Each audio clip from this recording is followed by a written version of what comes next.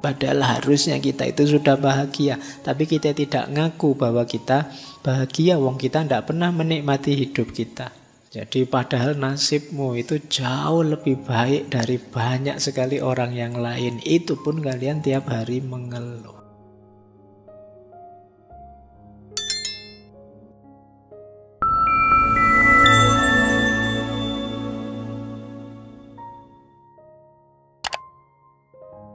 Assalamualaikum warahmatullahi wabarakatuh.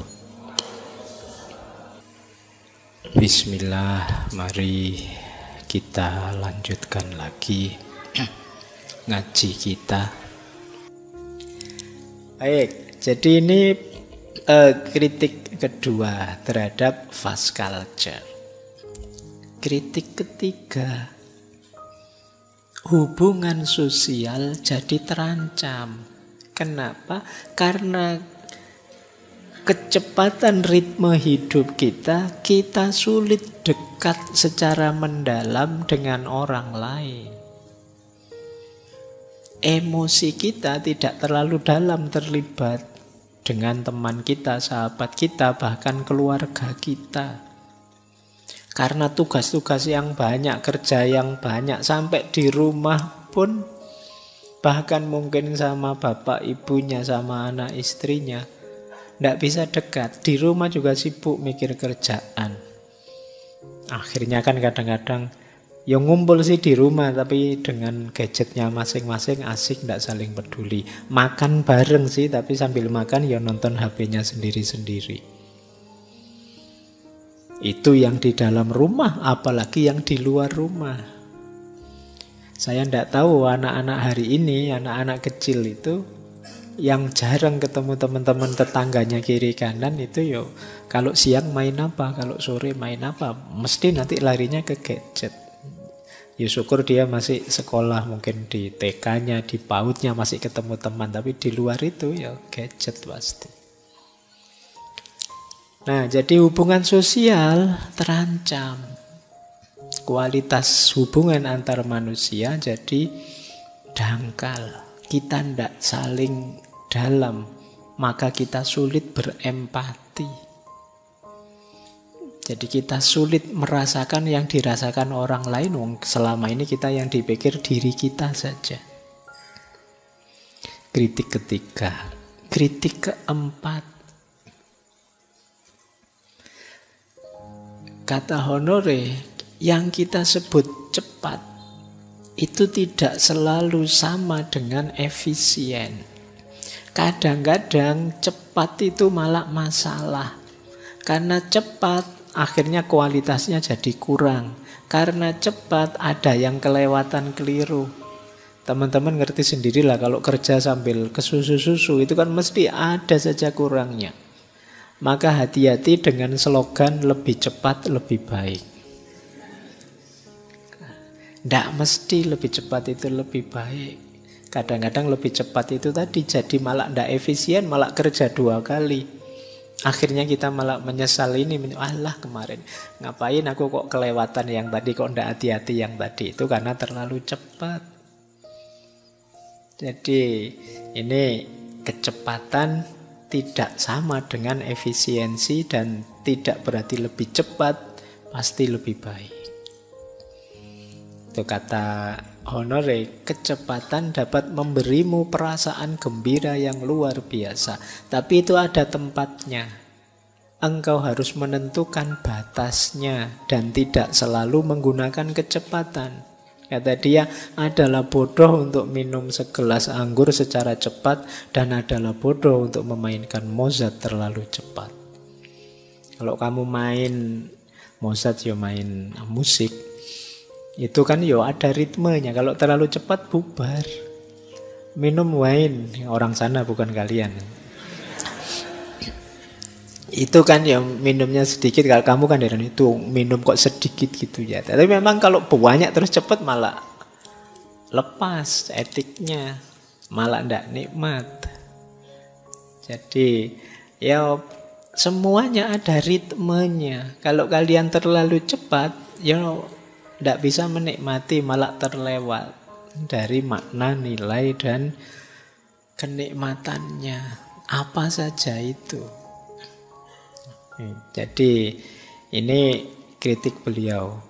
Ada lagi yang kelima, beliau mengkritik fast culture itu sering mengabaikan ritme alami hidup. Alam semesta ini termasuk manusia ada ritmenya. Ayo kita pahami, iya kita harus tahu kapan kita kerja, tapi juga harus tahu kapan istirahat. Kapan kita evaluasi, kapan kita refleksi. Anak-anak juga ada ritmenya, orang dewasa ada ritmenya, setiap makhluk ada ritmenya.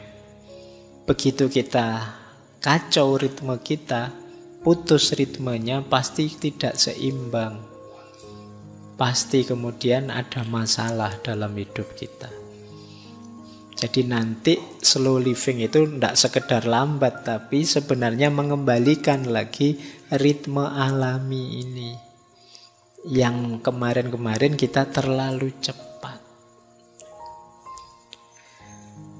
Baik, kita lanjutkan karena masih banyak kritiknya. Yang ke-8, konsumerisme. Jadi peradaban hari ini dicirikan oleh konsumerisme. Kenapa konsumerisme? Ya kita ingin belanja, ingin membeli, ingin banyak uang demi memenuhi ini itu. Dan untuk bisa memenuhi keinginan konsumen kita, ya kita harus kerja keras, kita harus terus-menerus. Jadi hari ini kita sulit membedakan antara kebutuhan dengan keinginan. Ini dua hal yang berbeda. Makan itu kebutuhan, makan enak itu keinginan. Pakai baju itu kebutuhan, pakai baju yang bermerek itu keinginan. Konsumerisme itu kalian lebih disetir oleh keinginan-keinginanmu yang kadang-kadang tidak relevan. Biasanya keinginan ini jauh lebih mahal. Maka untuk bisa memenuhi keinginanmu, kamu perlu kerja keras. Kamu perlu melakukan multitasking tadi. Kamu perlu cepat melakukan ini itu biar segera melakukan yang lain, biar dapat uang banyak, biar bisa memenuhi keinginan-keinginanmu. Jadi peradaban konsumerisme membuat kita ingin terus belanja, dan untuk itu kita perlu biaya, dan untuk banyak biaya kita perlu banyak kerja, bila perlu lembur, bila perlu lupa istirahat, dan seterusnya. Jadi lingkaran setannya di situ. Jadi kita, pokoknya hidup kita hari ini kan hidup untuk belanja. Kerja untuk belanja, kan kerjaanmu tiap hari buka Shopee, buka Tokopedia. Oke ya, jadi berarti apa? Fast culture itu mempromosikan gaya hidup yang merugikan, tidak hanya secara emosional tapi juga secara ekonomi, secara sosial. Oke ya, ini kritik ke-6. Kritik ke-7. Banyak ternyata kritiknya sampai 7. Ya ini pemetaan saya saja. Beliau mengkritik fast culture itu membuat kita kehilangan kesadaran penuh, tidak bisa menikmati momen. Itu yang kemarin kita bahas panjang di mindfulness. Mari hidup secara mindful. Hidup secara mindful itu kita sadari sepenuhnya yang kita lakukan sekarang dan kita nikmati, kita hayati. Apa saja yang kita lakukan. Mungkin duduk di masjid ini mengikuti ngaji. Mungkin nanti setelah ini kalian sambil baca buku atau sambil nonton TV atau sambil ngobrol dengan teman atau nongkrong di angkringan. Nikmatilah setiap momen, rasakan, hayati. Itu akan membuatmu lebih bahagia. Sementara selama ini kita sering hidup seperti saya bilang tadi, rutin saja, autopilot saja, tidak menikmati. Biasanya kalau pagi sarapan itu, ya sudah diulang lagi sarapan itu tanpa kayak orang tidak sadar. Misalnya kalian biasa nih sarapan roti, sudah beli roti sak kotak berapa gitu. Meskipun kadang ya dimakan 2-3 terus jamuran. Iya Bang. Nah itu kamu tiap pagi begitu, terus akhirnya kamu kan rutin itu. Begitu rutin autopilot, kamu tidak menikmati. Pokoknya pagi mandi kayak robot itu kan, terus habis mandi ganti baju, setelah itu duduk ngambil roti, terus makan, setelah itu makan. Jadi tidak ada kesannya sama sekali. Kenapa bisa begitu? Fast culture. Kalian dikejar-kejar oleh peradabanmu untuk segera menyelesaikan ini itu, untuk segera produktif ini itu. Padahal misalnya kalian sadari, kalian nikmati, hidupmu kan akan jauh lebih membahagiakan tanpa harus mengorbankan yang harus kalian tuju tadi. Jadi kan tujuanmu tetap bisa tercapai meskipun kalian menyadari sepenuhnya dan menghayati apapun yang kalian lakukan. Jadi fast culture menjauhkan kita dari menikmati hidup. Karena jauh dari menikmati hidup, kita juga tidak merasakan kebahagiaan. Padahal harusnya kita itu sudah bahagia, tapi kita tidak ngaku bahwa kita bahagia, wong kita tidak pernah menikmati hidup kita. Yo akhirnya kita tidak bersyukur, akhirnya tiap hari mengeluh. Jadi padahal nasibmu itu jauh lebih baik dari banyak sekali orang yang lain. Itu pun kalian tiap hari mengeluh. Karena ini tadi, kamu tidak mindful. Kamu tidak menikmati detik per detik hidup. Oke ya, jadi inilah kritik-kritik dari Carl Honore terhadap fast culture. Yang ini harus dicarikan solusinya. Solusinya apa? Itulah nanti yang kita sebut slow living. Baik, ambil nafas dulu, istirahat dulu ya, boleh. Nanti dianggap tidak menikmati kalau ngomong terus 2 jam. Mari kita nikmati momen kita malam hari ini biar kita bersyukur.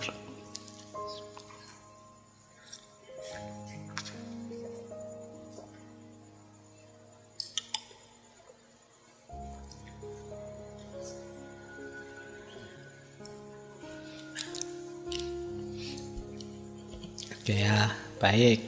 Nah, sekarang kita masuk ke tema utama kita. Slow living. Slow living itu, ini kalau dari bukunya ya, maknanya secara umum filosofi hidup yang menekankan pentingnya memperlambat ritme untuk menikmati momen, mendalami pengalaman, dan menghargai kualitas daripada kuantitas dalam segala aspek kehidupan.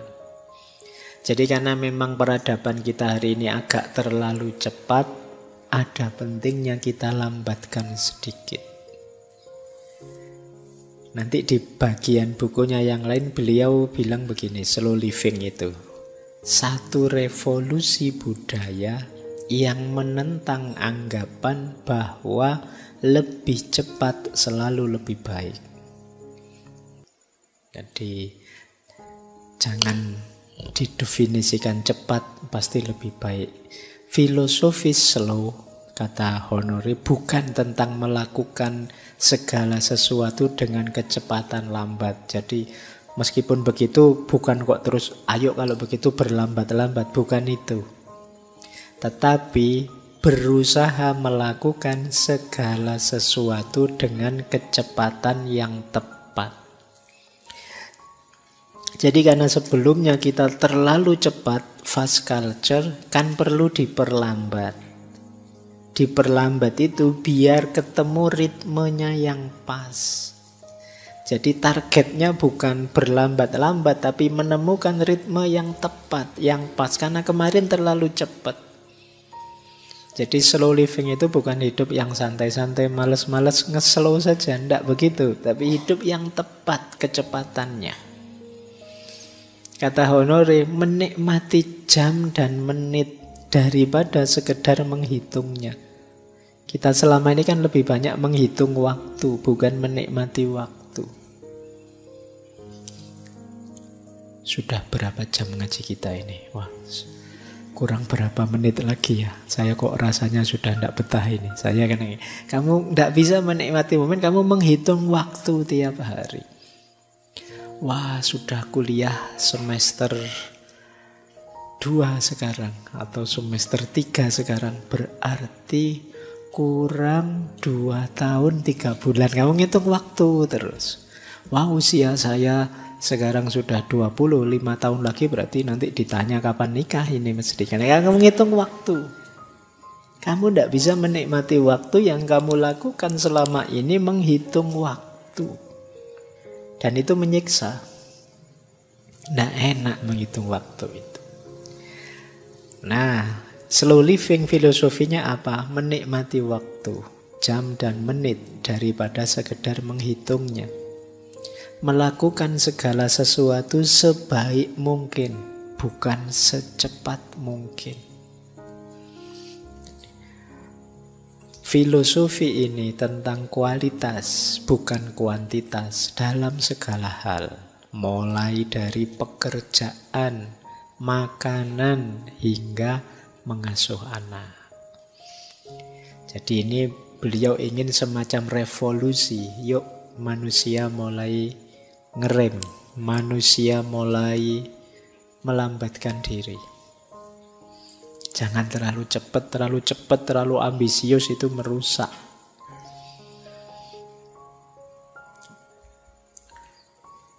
Nah, maka kalau kita rumuskan lagi ya, mari kita luruskan ada beberapa miskonsepsi, awas keliru.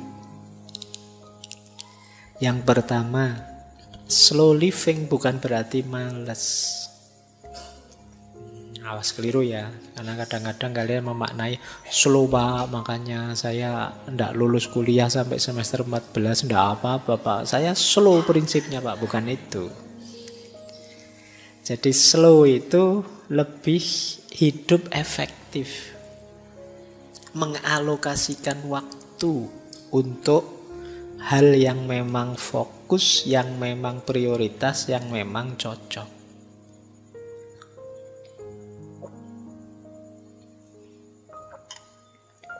Jadi bukan males. Jadi slow living ini tidak untuk yang males, tapi untuk yang terlalu cepat, untuk mengurangi kecepatannya.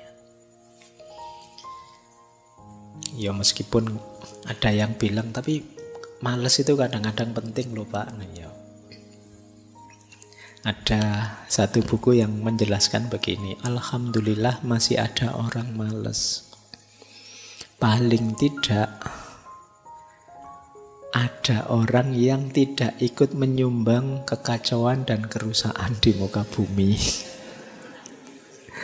Iya, kemarin kan kita belajar ekologi bulan lalu itu betapa agresifnya manusia karena ambisinya, cita-citanya, keinginannya terus bikin kerusakan ini, kerusakan itu. Nah, paling tidak orang males itu tidak ikut andil merusak dunia ini.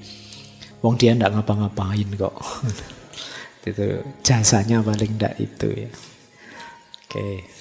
Meskipun jangan kamu pakai alasan, nanti ini dipakai alasan, Pak. Saya males itu ya, mending Pak, saya tidak ikut andil ngerusak gitu. Oke, jadi slow living bukan berarti males. Yang kedua, slow living bukan berarti menunda. Waktunya kerja ya kerja saja, tapi ngerti ritmenya. Jangan tergesa-gesa, juga jangan ditunda. Kalau memang sudah waktunya action, action. Kita pilih yang paling cocok, waktu yang paling tepat, durasi yang paling sesuai untuk kita. Kita tahu kapan dikerjakan, kapan istirahat. Jadi bukan menunda. Dan juga bukan, nanti ada yang bilang slow living itu kan mungkin gaya hidup cocoknya ya di pedesaan-pedesaan, Pak, daerah dalam. Ini gaya hidup yang penting untuk semua orang. Siapapun perlu gaya hidup yang tepat seperti ini, kata Honor. Di kota maupun di desa. Jadi kalau dulu kesannya yang nge-slow itu orang desa, ya mungkin orang desa sudah menjalankan serba sedikit konsep slow living ini. Bisa menikmati hidup, bisa mindful. Harusnya gaya di desa menulari yang kota. Tapi kan sekarang kebalikannya. Gaya kota nular ke desa. Orang desa sekarang tidak kalah ambisius. Tidak kalah kemerungsungnya dengan orang kota. Tidak kalah fastnya peradabannya. Kalau tidak percaya kalian nanti yang kuliah di sini waktu pulang kampung mesti kaget-kaget. Perubahannya cepat juga di desa kita itu. Nah, jadi ini tidak desa, tidak kota. Jadi tidak hanya untuk negara maju, tapi juga untuk kita. Kita kan sebenarnya juga sudah maju ya. Insya Allah. Iya kan, harus optimis kita. Baik, jadi ini miskonsepsi. Banyak yang salah paham terhadap slow living. Bukan males, bukan menunda-nunda, juga bukan cocoknya di pedesaan saja. Kata Karl Honore, bersikap lambat berarti mengendalikan ritme hidup sendiri.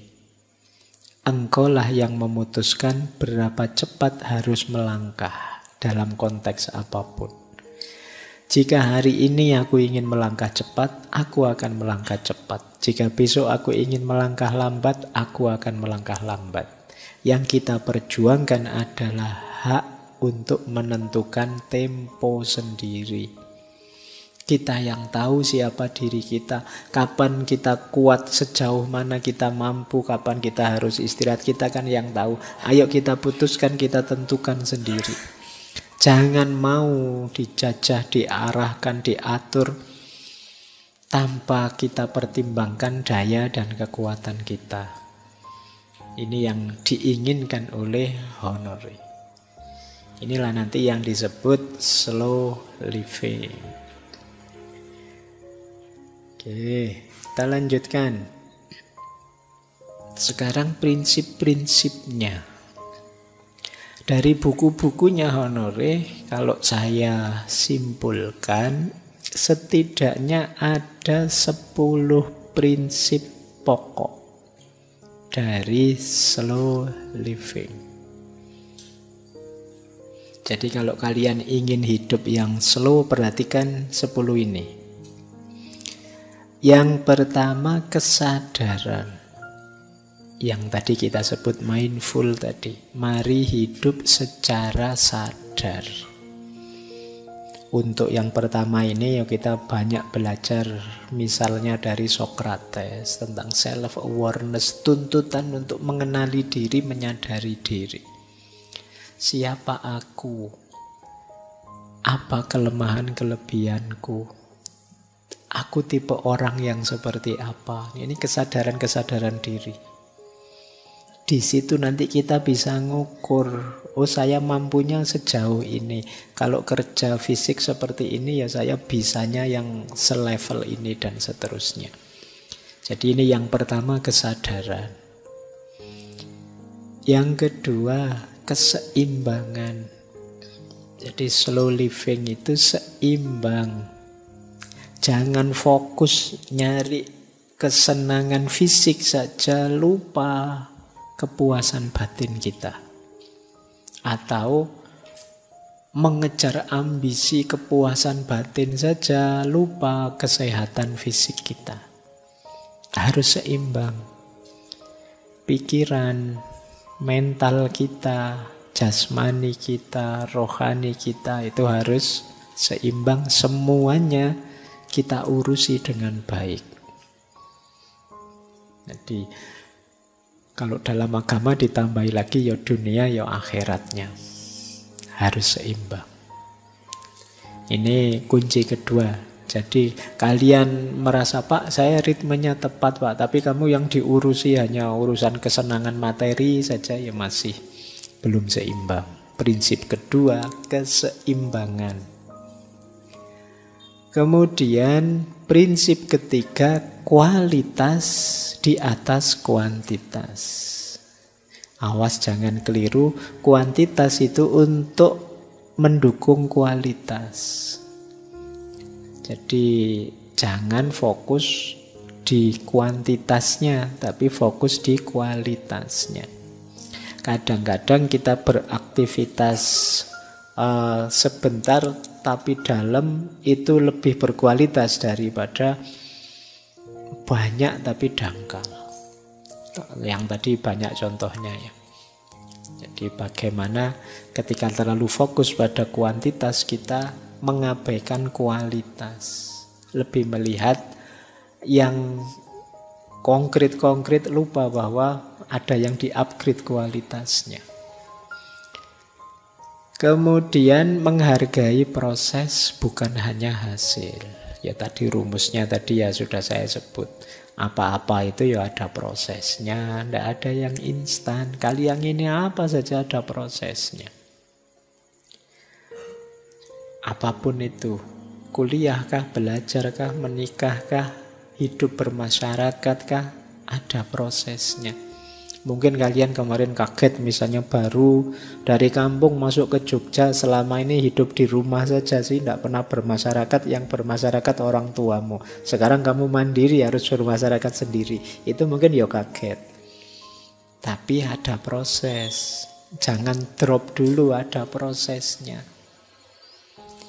Yang baru nikah mungkin juga kaget. Kemarin hidup sendiri, sekarang bersama, ada pasangannya. Itu mungkin ya penyesuaiannya panjang, ada proses. Jangan baru nikah 2 hari sudah sambat nyari konsultan. Belum, yang membayangkan sakinah mawaddah warohmah ya tidak bisa instan. Ada prosesnya. Beradaptasi dulu, sering menyesuaikan dulu. Apa-apa ada prosesnya. Jadi itu prinsipnya slow living. Jadi ayo kalian bisalah menikmati proses, tidak sekedar mencapai hasil.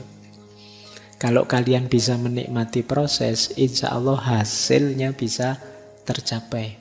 Tapi kalau kalian tidak sabar mengikuti proses, kemungkinan hasilnya juga tidak bisa kalian raih. Kemudian tadi ya, ada ritme alami. Pahami ritme hidupmu.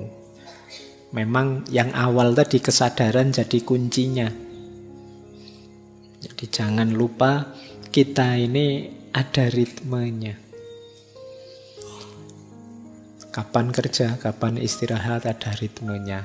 Di titik mana kalian mulai lelah, mungkin saatnya kalian mengurangi banyak kegiatan dan lain sebagainya. Kemudian kesederhanaan, simplicity. Sederhananya, konsep simplicity itu jangan memasukkan, melibatkan, nambah-nambah aktivitas kegiatan yang tidak ada hubungannya dengan dirimu atau tujuan-tujuanmu. Kadang-kadang kita itu nyari masalah sehingga hidup kita jadi kompleks, jadi ruwet. Bukan beban kita ikut-ikutan komen misalnya, terus dibantah orang, kita ngamuk jadi rame. Itu nyari masalah. Seperti kata Lao Tzu itu ya, jadi hidup kita itu simple tapi kita yang bikin ruwet sendiri. Ayo kita hidup simple saja, to the point saja, kita nikmati prosesnya. Yang tidak penting, posisikan sebagai tidak penting. Yang sekunder ditaruh di sekunder, yang tersier ditaruh di tersier, biar tidak ruwet. Kalian pilahlah tadi ya, ini kebutuhan, ini cuma keinginan. Jadi yang kebutuhan diutamakan, yang keinginan kalau bisa dipenuhi ya dipenuhi. Ini kayak kita waktu belajar Epikuros di minggu pertama bulan ini. Kemudian keberlanjutan, perhatikan aspek keberlanjutan ini. Ya tentu saja pertama-tama keberlanjutan ekosistem lingkungan kita. Kemudian perhatikan juga keberlanjutan kita, kesehatan kita, dan seterusnya.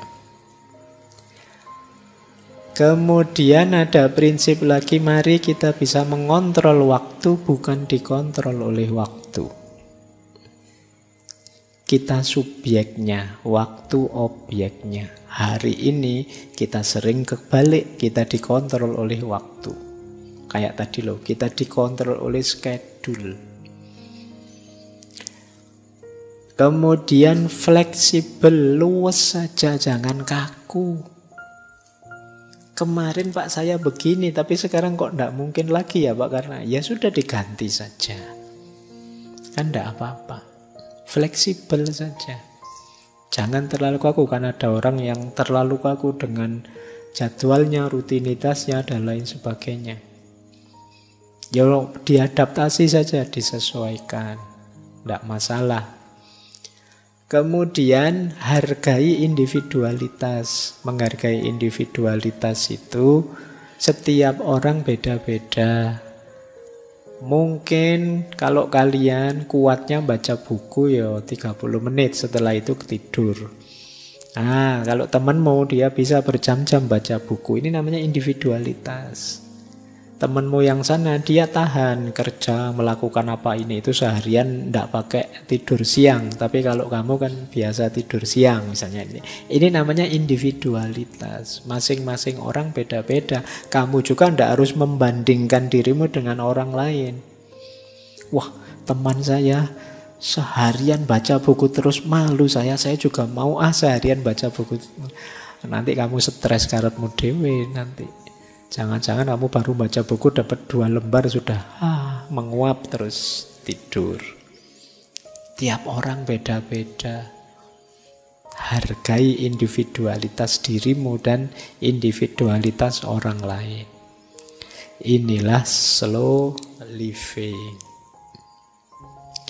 Kata beliau, manfaat besar dari memperlambat langkah adalah mendapatkan kembali waktu dan ketenangan untuk membuat koneksi yang bermakna, baik dengan orang lain, dengan budaya, dengan pekerjaan, dengan alam, dengan tubuh, dan dengan pikiran kita sendiri. Jadi kalau kita agak slow down, kita agak memperlambat sedikit, kita lebih tenang. Kemudian kita sekarang dapat waktu untuk lebih intim, lebih intens membangun kebersamaan dengan orang lain dan juga lingkungan sekeliling kita dan juga dengan diri kita sendiri. Beliau melanjutkan, para pemikir terhebat sepanjang sejarah pasti tahu pentingnya mengubah pikiran ke kecepatan rendah. Jadi orang-orang besar itu pasti ngerti pentingnya slow living ini. Buktinya apa? Misalnya Charles Darwin menggambarkan dirinya sebagai pemikir yang lambat. Einstein terkenal karena suka nongkrong, saya bilang tadi kayak ngelamun berjam-jam menatap angkasa di kantornya di Universitas Princeton. Jadi orang-orang besar itu pasti kunci keberhasilan mereka adalah mereka bisa hidup dengan ritme yang tepat sesuai diri mereka masing-masing. Nah, kelemahan kita diburu-buru oleh fast culture tadi. Ini pentingnya sekarang kita belajar untuk memperlambat ritme. Oke, baik. Semoga sudah bisa ditangkap ya maksudnya slow living.